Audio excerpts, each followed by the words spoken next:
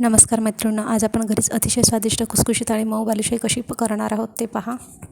साहित्य: 2 कप मैदा, अर्धा कप तूप, अर्धा चमचा बेकिंग पावडर, 1 कप दही किंवा अर्धा कप दही तळण्यासाठी तेल। दह्याची क्वांटिटी कमी किंवा जास्त अशी घेऊ शकता। एका भांड्यात मैदा, बेकिंग पावडर, तूप एकत्र करून घ्या। त्यात दही घालून मऊसर मिसळून घ्या। वाटेल तर 1 ग्लास पाणी आणखी घाला। हळूहळू पाणी घातलं तर गोळा अगदी घट्ट न करता हलका घट्ट फिट्ट असा तयार करायचा नाही आहे, तर तो मोकळा डो एकत्र मिसळून घ्या आणि डो तयार झाल्यानंतर त्याला 15 मिनिटं झाकून ठेवा। इथे मी पाक तयार करून घेत आहे। एका पातेल्यात 2 वाटी साखर आणि अर्धी वाटी पाणी।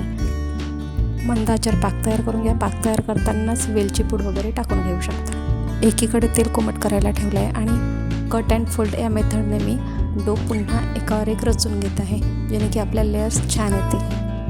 छोटे छोटे गोळे आणि मध्यभागी असा एक खड्डा करून बालुशाही तयार करून घ्या। उरलेल्या बालुशाही मी इथे तयार करून घेत आहे। वाटेल त्या आकाराच्या न करता छान छोट्या आकाराच्या तयार करा। छान छोट्या आकाराच्या जर राहिल्या तर त्या तळतानाही त्रास होणार नाही आणि खुसखुशीत होतील। आतून त्या चांगल्या तळून येतील।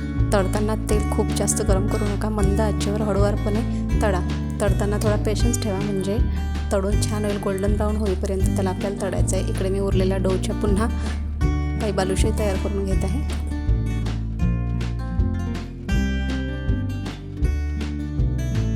साईडला केलेल्या पाकामध्ये मी प्रत्येक बालुशाहीची बॅच तळून झाल्यानंतर 15 मिनिटं ठेवत आहे। बालुशाही बघू शकता तुम्ही किती लेअर बनलेले आहेत।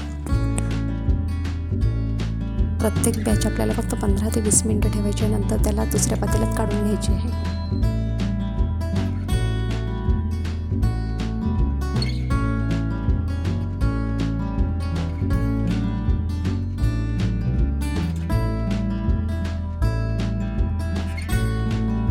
माझ्या बालुशाहीची ही शेवटची बॅच पाकामध्ये आहे। बालुशाही तयार आहे। मला जर ही रेसिपी आवडली असेल तर व्हिडिओला लाईक, चॅनलला सबस्क्राईब आणि बेल आयकॉनला क्लिक करा।